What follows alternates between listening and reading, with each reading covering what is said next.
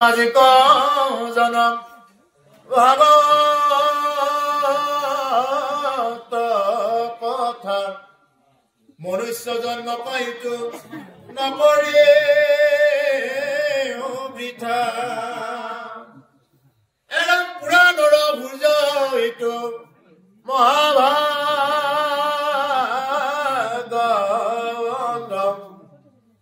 ব্যাস মহাৰিষি আৰু কহিছা মহত শেষত কলে হে সভাসদসকল মহাভাগৱতৰ কথা শুনা মনুষ্য জন্ম কম ইটো নকৰিও বৃথা পুৰাণৰ সূৰ্য ইটো মহাভাগৱত পুৰাণৰ সূৰ্য হল এই মহাভাগৱত ব্যাস মহাৰিষি আৰু কহিছা মহান ব্যাস মুনিয়ে এই কথাখিনিৰ মহত্ব প্ৰদান কৰিছে এৰামাৰ অন্তৰ্গত পৰ মাৰ্থ কথা যতন অ মই মাত্ৰ জানো নাৰ দৰ প্ৰসাদ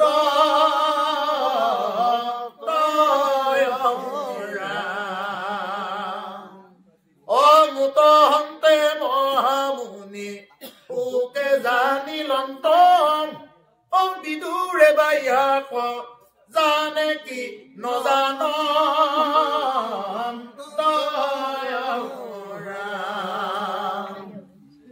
অতিকা ভাষ্য চাই মহা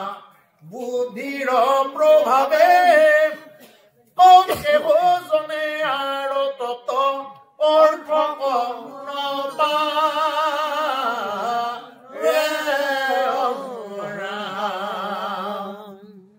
বৈকুণ্ঠৰ হাস্ত কৃষ্ণ মুখৰ বচন আৰু কিয়ৰ তোক জানে যে সেই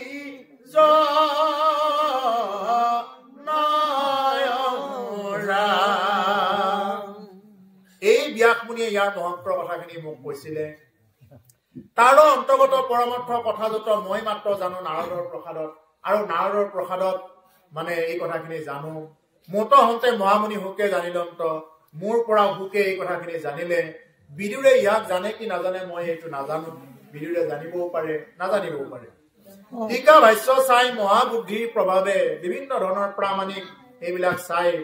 বিভিন্ন প্ৰভাৱ চাই কি কোৱা হৈছে কেউজনে তাৰো অৰ্থ তত্ত্ব অৰ্থকো নাপাৱে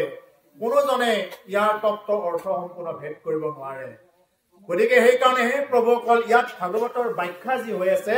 এয়া হল সাগৰৰ পাৰত ধেমালি কৰি থকাৰ নিচিনা কথা এই ভাগৱত হল একদম মহাসাগৰৰ নিচিনা সাগৰৰ পাৰত গলে কিছুমান মানে ডাঙৰ ডাঙৰ বয়োজ্যেষ্ঠ মানুহবিলাকৰ লৰা ধেমালি কৰিব পৰা নিচিনাকে যায় সাগৰৰ পাৰত একদম বালি ঘৰ সাজিব তাতে উমলি থাকিব সাগৰৰ পাৰত গলে লক্ষ্য কৰিব বালি ঘৰ সাজিব তাতে উমলি থাকিব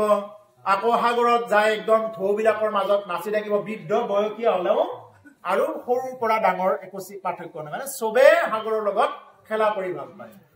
ঠিক তেনেকুৱা কথা এই সাগৰতে থাকি থাকি আকৌ আমাৰ আগত ফটোখন মাৰি দেখুৱাই কি বুলি এয়া মই সাগৰত এয়া চাও খেলিছো বুলি ফটোখনত দেখাব বোলে মই সাগৰত খেলিছো সাগৰত খেলা মানে কি তুমি সম্পূৰ্ণ সাগৰখনত খেলিব পৰা নাই এই গালটোহে আছা অকমান কাষতহে আছা ঠিক তেনেকুৱা এই বৈকুণ্ঠৰ কল্পতৰু জীৱাশাস্ত্ৰ আপোনালোকৰ মাজত ইয়াত ব্যাখ্যা কৰা হৈছে এয়া একদম কিনাৰতো পোৱা নাই যে ধৰক কিনাৰতো পোৱা নাযায় ধৰক ইয়াত এনেকুৱা তত্ত্ব কথা আছে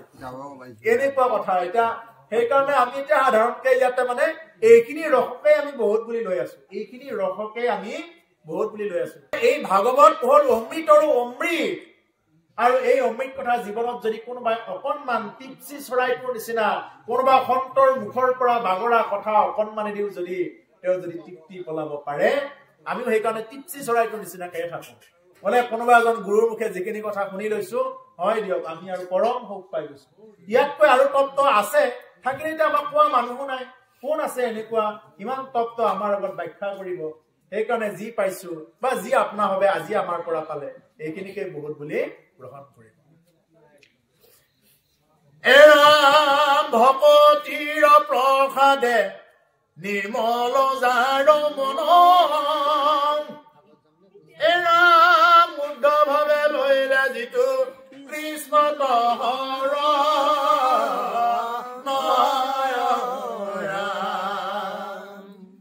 মহিষী মহাজনে আৰু তত্ত কজা নয়ন ও ভাগৱত পুৰাণৰ কহিলো নিৰ্ণয়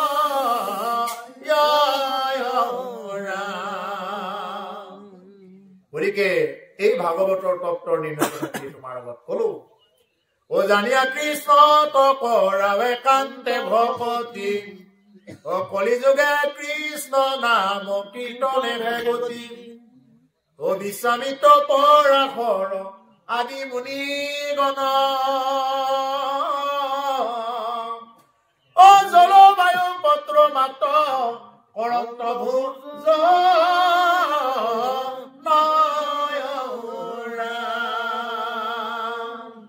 গতিকে এইজন ভগৱানক পাবৰ কাৰণে বিশ্বামিত্ৰ পৰাশৰ আদি মুনিসকলে জল বায়ু আৰু পত্ৰ মাত্ৰ ভক্ষণ কৰিছিলে এতিয়া আমি পাৰিমনে এতিয়া 2 ঘণ্টা ভাগৱত পাঠ হল নে নাই ঠিক নাই বোলে চাহ খাও নে ভাত খাও নে কি খাও লাগি থাকে ইটো খাও নে হিটো খাও লাগি থাকে কি কাৰণত এতিয়া আমি পাৰিমনে কলি মনুষ্যই তেনেকুৱাকে বায়ু খাই থাকিবৰ কাৰণে হাৱা খাই থাকিবৰ কাৰণে পানী খাই থাকিবৰ কাৰণে নোৱাৰো সেইকাৰণে কলি যুগৰ অল্পমতি মনুষ্যৰ এটাই বুদ্ধ উপায় দিছে তুমি কেৱল ভাগৱত ধৰ্ম পালন কৰা শ্ৰৱণ আৰু কীৰ্তন কৰা আজি মহাভাগৱত ধৰ্মত তাকেই কলে বাৰ বাৰ কলে কেৱল শ্ৰৱণ কৰা কীৰ্তন কৰা পৰিহৰা পাখণ্ড আচাৰ তেতিয়াহে কি পাবা ভকতি ৰকতি মুকুতি গোটেইখিনি হ'ব নহলে একো নহয় ও কামিনী জনৰ মুখ পদ্মললিত দেখি তাৰা হবুৱাতি ভৈলৱী মোহিত ও দধি দুগ্ধ ঘৃত মিশ্ৰ কৰে হালি অন্ন ও প্ৰবন্ধিয়া প্ৰতিনিতে ও ভুঞ্জে যিসূজ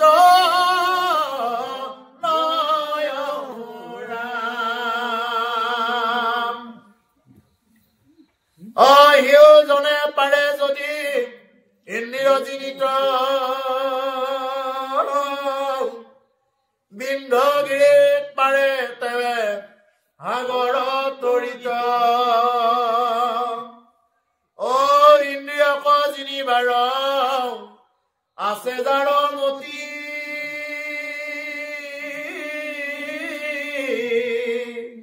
ও হততে কৰিবে যত্ন ও সন্তৰ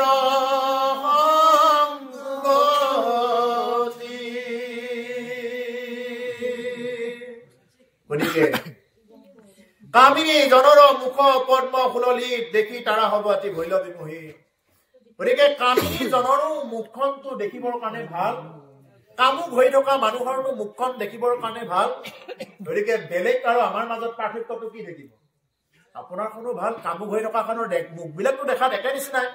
কিন্তু কাম কোনখন মুখৰ নাই যিখন মুখে কৃষ্ণ নাম নললে এইখন মুখৰ কাম নাই বুলি কৈছে দেখাতো সবৰ একে নিচিনা ভিক্ষাৰীজনৰ মুখটো একে নিচিনা বৰ ধনী মানুহৰ মুখটো একে নিচিনা কোনবা হয়তো বগা কলা হ'ব পাৰে অকমান কিন্তু মুখটো মুখেই হয় অংগ প্ৰত্যংগখিনিতো একেই আছে কিন্তু কথা হ'ল যদি কোনোবাই কৃষ্ণ নাম লোৱা নাই সেইখন মুখে কাম নাই আৰু এইখন কাম নাই উচ্ছিষ্ট গত্তটো কৰি অধিক অৰ্থাৎ চুৱা পাতনি পেলোৱা যিটো গাত আছে সেই গাতটোৱে অকমান শুদ্ধ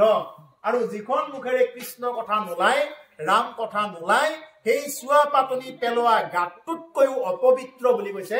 এই কব এই ভাগৱতৰ দ্বিতীয় স্কন্ধতে কথাখিনি কৈছে উচ্ছিষ্ট গত্তটো কৰি অধিক মানে চুৱা পাতনি পেলোৱা গাতটোতকৈ লেতেৰা সেইখন মুখ যিখন মুখেৰে কৃষ্ণ নাম ৰাম নাম নলয় কেৱল মাত্ৰ বিষয়ী কথা বিষয়ী বাঞ্ছা চিন্তা কেনেকে খাব পাৰি কেনেকে ল'ব পাৰি এইবিলাক চিন্তা যিয়ে কৰি থাকে এৰাম শ্ৰৱণ কীৰ্তন নিতে কৰিবে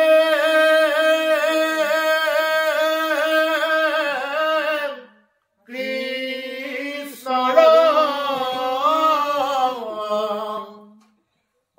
ইন্দ্ৰিয়ক যিনি हुए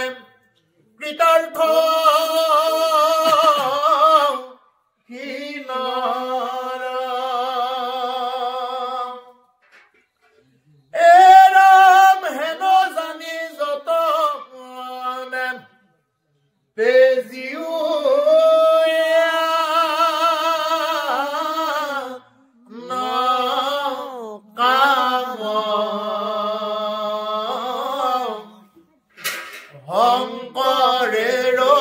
দিলা ডাকি অ ভোলালা মৰা অ হৰি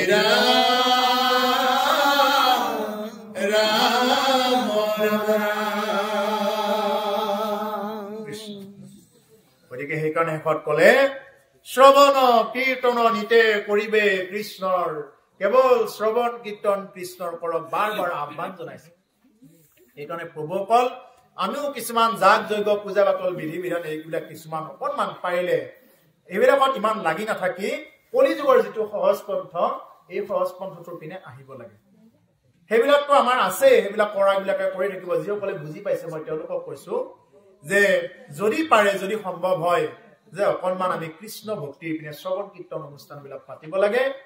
আৰু এনেকুৱা অনুষ্ঠান আজি বাপজনাই এওঁৰ ঘৰত আয়োজন কৰিলে মানে কি হৈ গ'ল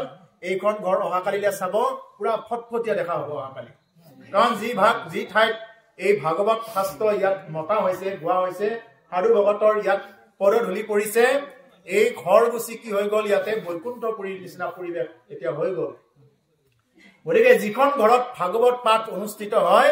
এইখন ঘৰ বৈকুণ্ঠপুৰী সদৃশ যাৰ ঘৰত এদিনো ভাগৱত পাঠ নহয় এদিনো এজন ভকতে গৈ এগিলাচ পানীও খোৱা নাই সেইখন ঘৰে শ্মশানশালী একেই বুলি কৈছে সেইখন ঘৰে বাঁহৰ তলে শ্মশানশালী একেই হয় সেইকাৰণে পাৰিলে মাজে সময়ে গৃহতে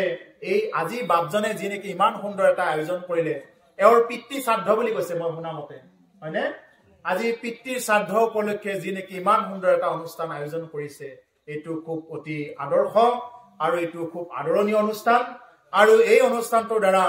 এওঁলোকৰ এই ঘৰখন চাব অহাকালি ৰাতিপুৱা